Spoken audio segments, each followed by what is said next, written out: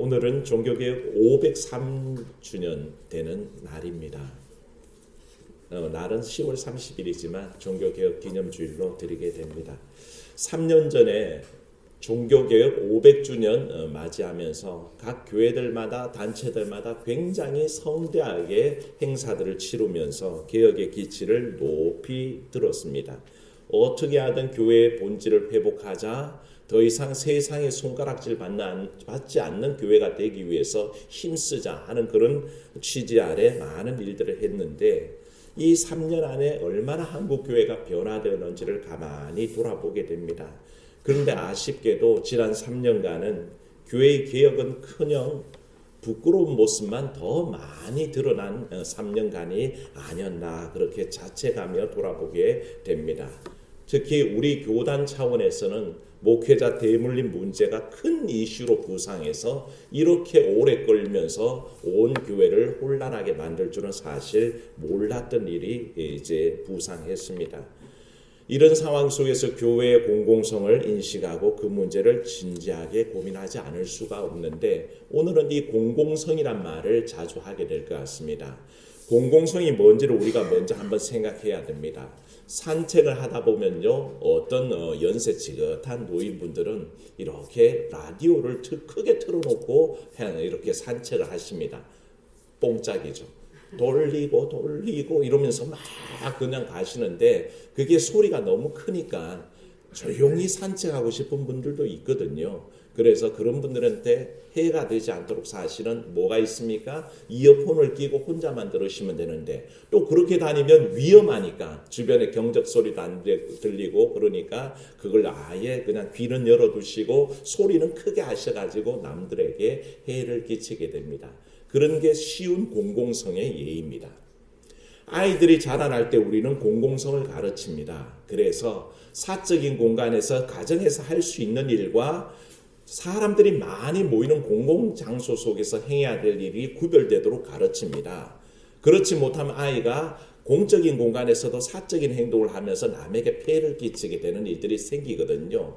예전에 막 한참 언론에 나왔던 얘기들이 뭐냐 하면, 아이들이 지하철에서 막 마구제비로 뛰어다니고 시끄럽게 구니까 한 어르신이 점잖게 타이른 겁니다. 얘들아, 그렇게 떠들어서 되겠니? 조용히 해라. 그렇게 나무랐더니 그 젊은 엄마가 그 할아버지를 대고 삿대질을 하면서 앞다구니를 쓰면서 왜 남의 아이의 길을 죽이냐고, 왜 남에게 뭐라 그러냐고, 그런 일들이 발생해서 사회적인 이슈가 되기도 했었습니다. 그게 바로 공공성의 문제입니다. 우리 인간에게는 사적인 공간이 있고요, 그런 굉장히 친밀한 공간이죠. 그 외 또한 공적인 공간이 있다는 것입니다. 함께하는 공간들이 있다는 것을 우리가 알아야 된다고 할 때에, 신앙에도 공공성이 있다는 것입니다.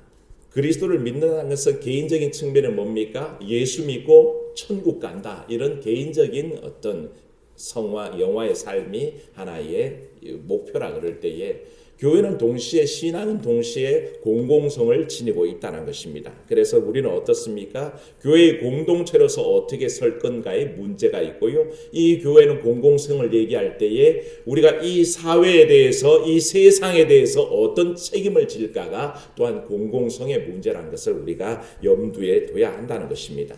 믿음이 성숙할수록 개인적인 구원의 문제도 확립이 되고 마음속에 확정이 되지만, 그것뿐만 아니라 내가 세상에 어떻게 빛과 소금의 역할을 감당할까?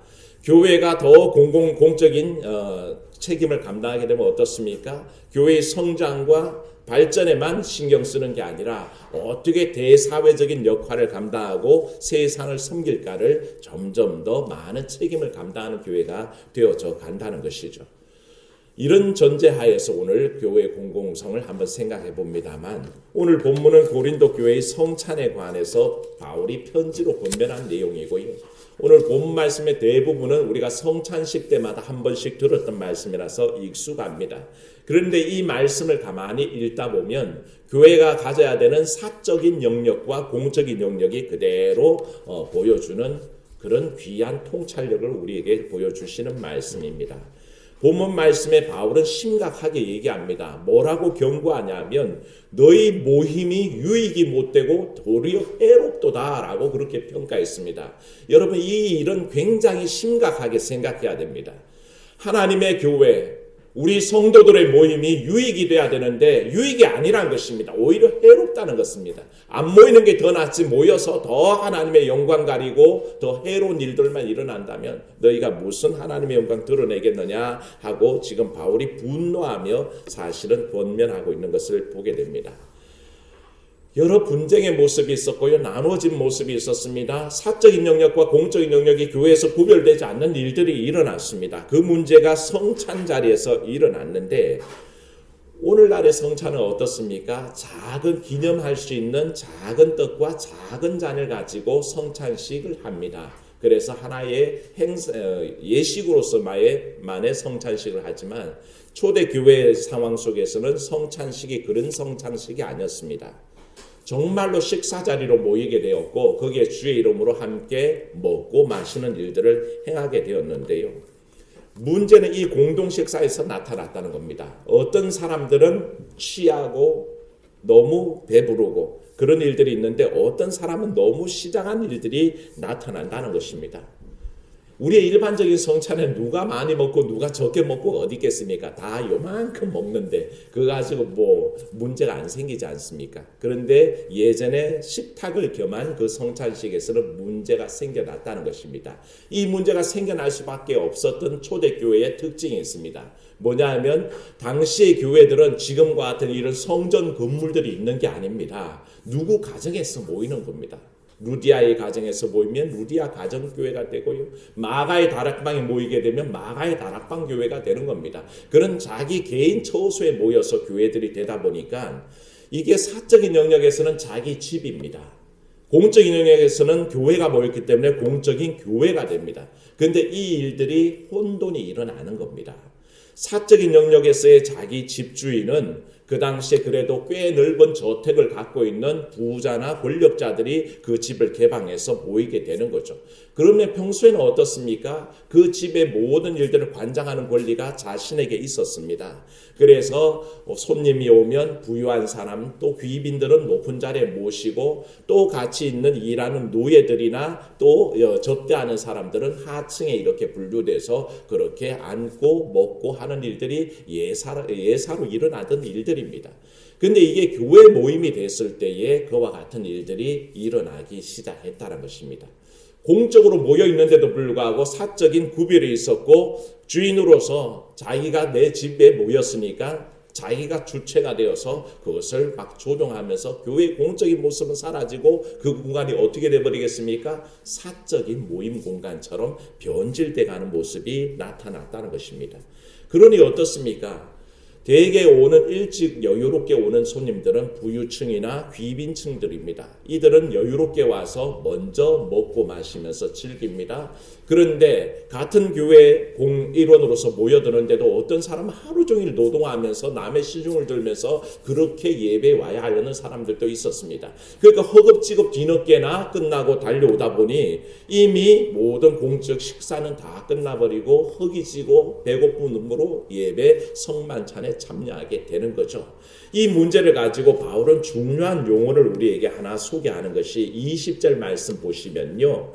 그런즉 너희가 함께 모여서 무슨 만찬? 주의 만찬이라고 소개를 하고 21절에는 뭐가 있습니까? 각각 누구의 만찬? 자기의 만찬이라고 이렇게 해서 바울은 상징적으로 얘기합니다. 교회가 모여서 함께 공동의 식사를 하는 것은 주의 만찬인데 이 사적인 영역에서 행하는 사람들이 사적인 공간으로 만들면서 사적인 만찬을 만들어 버린다는 것입니다. 이해가 되시죠? 사적인 공간이 아니라 공적인 일들이 행해지는 교회를 사적인 영역으로 바꾸어 버린다는 것을 알게 됩니다. 이게 바울에게는 큰 문제였고 이 일을 바로 잡아야 할 필요가 있어서 그래서 그 유명한 주께 내가 전한 것은 주께 받은 것이니 이 성만찬의 유명한 가르침이 나타났던 것입니다. 성만찬은 이렇게 사적인 만찬의 자리가 아니라 각각 자기의 만찬을 먹는 자리가 아니라 주의 만찬을 먹는 공적인 자리다라는 것을 가리키며 주의 성찬이라는 것은 그리스도의 임재를 체험하는 것이지 사적으로 즐기는 자리 아닙니다라고 권고하는 것을 알게 되는 것이죠. 그래서 이 고린도의 현재 문제가 하나님의 공적 장소가 사적인 것과 혼돈되는 그런 형편 속에 서 있던 것을 보게 됩니다. 오늘날의 한국교회가 이 종교개혁주일에 이 모든 말씀을 가지고 성찰하게 되는 것은 교회가 과연 사적인 모임이냐 공적인 모임이냐 하는 것에 관한 것입니다. 우리는 이것을 쉽게 접근해 봐야 됩니다. 여러분도 혹시 기억하시는지 모르겠지만 제가 부임 초기에 담임 목사로 부임해서 전교인 수련회를 가게 됐었습니다. 그때에 여러 진행 차량들은 따로 운전해 가시고 대형 버스 45인승을 해서 나머지 사람들은 그걸 타고 가면서 한 2시간 가니까 안에서 한 사람씩 돌아가면서 자기 소개도 하고 노래 한 곡씩도 하면서 그렇게 재미있게 수련회를 떠나가는 길이었습니다. 그래서 어느 정도 소개도 끝났고 이제 멈춰야겠다 싶어서 이제 편히 잠시 쉬면서 가겠습니다. 그랬는데 저기 옆에서 목소리가 하나 들렸습니다. 목사님, 사모님 노래 안 하셨어요. 누가 한 얘기인지 아십니까? 우리 선우가 얘기를 한 거예요. 그때 아직 초등학교도 안 다니는 어린애였어요. 근데 그 말이 너무 깜짝 놀란 거죠. 아빠, 엄마라고 부르지 않고 목사님, 사모님 노래 안 하셨어요. 그렇게 얘기하는 것을 듣고 그 뒤에도 교우들이 많이 회자하면서 그런 일이 있었다. 쟤 참 희한한 아이다 라고 그렇게 했는데 저도 사실은 제 딸이었지만 좀 희한하다. 가르친 적이 없었기 때문입니다. 교회 가면 아빠는 암만 네 아빠라도 교회에서는 목사님이야 이렇게 가르친 적은 없습니다. 근데 그 어릴 때 철없던 생각 속에는 아빠의 공적인 역할과 사적인 역할이 자기도 모르게 형성되어 있었던 거죠. 이게 아주 쉬운 예라는 것입니다. 교회 공간 속에서 사적인 영역과 공적인 영역이 어떻게 구분되어야 할지에 대한 아주 치기 어린 단적인 예라고 할 수 있죠. 이 예를 우리가 적용할 때 우리 교회에서 이 모든 일들이 점점 혼돈을 일으킨다는 것입니다. 여기가 교회인지 우리 집 안인지, 여기가 성도들의 모임인지 아니면 교회 친인척의 모임인지 구별이 안 되는 상황 속으로 행동하게 되면 그와 같은 일들이 일어난다는 것입니다. 많은 목회자들이 교회를 위해서 헌신하고 수고했던 것은 사실입니다. 목회가 대물림이 일어나는 교회들의 특징은요, 그 대단한 영웅적인 목사님이 일생 동안 헌신했고 그 교회가 굉장히 성장했다는 그런 귀한 공로가 있는 교회들이 주로 대물림의 현상이 일어납니다. 그런데 그곳이 사적인 영역은 아니거든요. 내가 수고해서 내가 힘들어 개척했기 때문에 내가 온 피땀을 쏟아서 교회를 성장시켰기 때문에 이 교회가 내 교회다라는 것을 아무도 얘기할 수 없습니다. 아무리 내 피눈물이 담겨있고 내 수고가 담겨있지만 그것은 공적인 교회라는 것을 잊어버리면 그때부터 죄악이 시작되고 그때부터 욕심이 시작되는 것을 보게 된다는 것입니다. 마찬가지입니다. 많은 교회들 중에 사적인 교회로 분류되는 교회들이 문제가 일어납니다. 교회 회사 사장님이 주인이 돼가지고 교회를 개척해서 사원들이 출석하는 교회, 출근이라니까 이게 출근과 출석이 헷갈려 버리는 겁니다. 그러니까 사장님이 교회를 이제 설립하셨어요. 그러니까 직원들이 교회를 나옵니다. 그런데 이 교회가 회사인지 교회인지 분간 안 되는 교회들이 굉장히 많습니다. 그래서 문제가 일어나는 거죠. 교회 일원들이 모였는데 목사님 말씀을 안 듣고 그 회사 사장님 눈치만 보고 앉아있는 그런 일들이 일어난다는 거죠. 이게 조금 더 진보된 하나의 사적인 영역과 공적인 영역의 혼동의 모습이란 것입니다. 이 정도의 예를 가지고 생각하면 우리는 얼마든지 알 수 있습니다. 교회가 공적인 모습과 사적인 모습을 분간할 수 없으면 그때부터 타락이 시작되고 죄악이 시작되는구나 하는 것을 우리가 생각해야 한다는 것이죠. 이 문제를 생각할 때에 종교개혁이 기치를 내세울 수밖에 없었던 이 많은 이유가 있는데 그 중에 하나가 뭐냐 하면 네포티즘의 배격이라는 차원이 있었습니다. 네포티즘이 뭐냐 하면요. 교황이나 주교나 이런 성직자들이 자기의 조카 네포스, 이 네포스를 자기 측근의 사제직에 마음대로 앉히고 세우는 겁니다.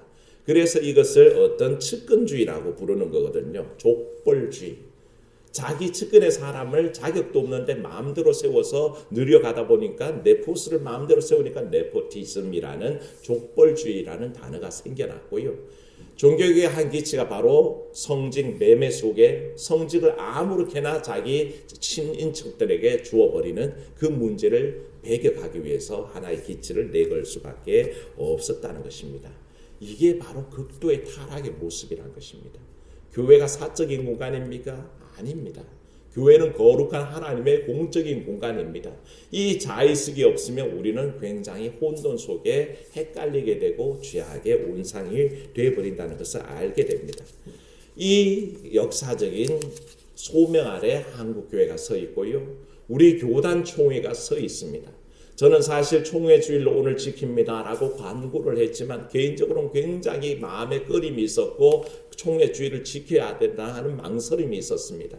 왜냐하면 너무 부끄러운 총회였기 때문에 제 스스로 목회자로서 또 우리 대한예수교 장로회 통합 측의 목사 일원으로서 참여하고 있는 것이 부끄러운 상황입니다.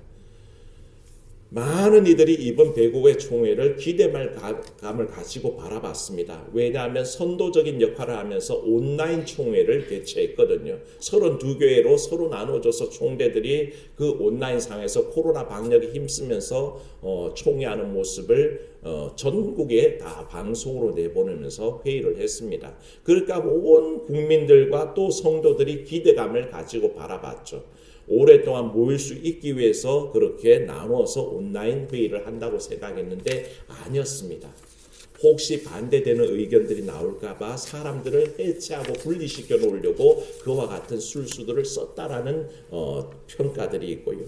그래서 수많은 목회자들이 지켜보고 성도들이 지켜봤는데 이번 총회 때 가장 핵심 이슈로 보내놓은 명성교회 그 불법 세습의 문제를 가지고 12개 노회가 헌의했습니다. 바로 잡아야 됩니다. 이건 불법입니다. 안 됩니다. 라는 문제를 상정했는데 한마디도 언급하지 않고 넘어갔습니다. 대부분 많은 총재들이 울분을토하면서 이건 본회의에 있어 지금 온라인이지만 서로 의논해서 결정할 문제입니다. 라고 했는데 총회장이 불법을 행하면서 그저 정치부로 넘겨버린 사안이 됐습니다. 정치부로 넘어갔더니 정치부는 뭐라 그럴까요? 이건 정치부가 다룰 문제가 아니라 본회의가 다루는 문제입니다. 서로 짜고 그렇게 일을 처리하면서 안건을 무산시켜버린 겁니다. 이 일 때문에 지금 항의문들이 기록되고 있고요. 거기에 목회자들 1122명, 신학자, 전도사님들, 선교사님들이 서명하며 이 항의문을 통해서 교단을 온전하게 세우려고 힘쓰고 있습니다. 이와 같이 개혁의 과제들은 오늘날 우리 총회 속에도 한국교회 속에도 그리고 우리의 신앙 개인적인 문제 속에도 늘 상존하고 있습니다. 사랑하는 여러분, 이 종교개혁주일에 우리는 마음속에 새겨야 됩니다. 교회는 사적인 공간이 아닙니다. 공적인 공간입니다. 여기에서 그리스도의 부름받은 그리스도의 지체들이 서로 한 마음으로 예배하고 섬기고 사랑하는 공간입니다. 그러니 그 어떤 사유하는 획책도 그런 시도도 다 하나님 앞에 죄악인 것을 깨닫는 것이 오늘날 우리 종교개혁주일에 교회 갱신주일에 또 총회주일에 우리 자신들을 돌아볼 수 있는 하나의 이야기가 아닌가 합니다. 사랑하는 여러분, 종교개혁 503주년 기념주일을 보내면서 아울러 총회주의를 지키면서 한국교회를 위해서 간절히 기도해 주시기를 바랍니다. 우리는 항상 기억돼야 됩니다. 그래야 더 온전한 모습으로 하나님 앞에 나아갑니다. 현실은 너무 어둡고요. 우리 총회에 나아갈 길도 너무 어렵습니다. 하지만 하나님께서 공적인 교회를 버려두지 않으시리라고 확신하며 하나님께서 인도하실 것을 믿고 그 빛을 향하여 나아가는 결단이 있으시기를 주의 이름으로 축원합니다. 은혜로우신 하나님, 종교개혁주일 이자 또한 총회주일로 지키며 하나님 우리 신앙의 어두운 면과 우리 총회의 어두운 면들을 돌아보며 하나님 여전히 개혁이 필요하고 여전히 변화돼야 될 우리 자신들의 모습을 돌아봅니다. 먼저 하나님 이 땅의 한국교회를 사랑하사 늘 개혁의 기체 아래 서게 주시옵시고 우리 총회 산하의 교회들이 온전해지게 하시고 이로 말미암아 총회가 온전한 길로 갈 수 있도록 역사하여 주시옵소서. 현적 교회가 날마다 새롭게 되게 하사 참으로 이 교회가 사적인 공간이 아니라 공적인 예배의 처소요 성도의 모임의 자리인 것을 늘 자각하는 모습이 될 수 있도록 주님 도와 주시옵소서. 참으로 주님 총회 주의를 지키기에 참 부끄러운 총회이지만 하나님 그래도 우리가 총회의 일원이기에 포기할 수 없고 또 기억해내기 위해 애씁니다. 하나님께서 늘 붙잡아 주시고 종교개혁의 빛이 잃지 않게 하사 오늘도 우리 마음속에 오직 믿음, 오직 은혜, 오직 성경이라는 그런 놀라운 기치 속에 우리의 믿음 생활을 다듬어 가도록 주님 도와 주시옵소서. 주 예수님 이름으로 기도하옵나이다. 아멘.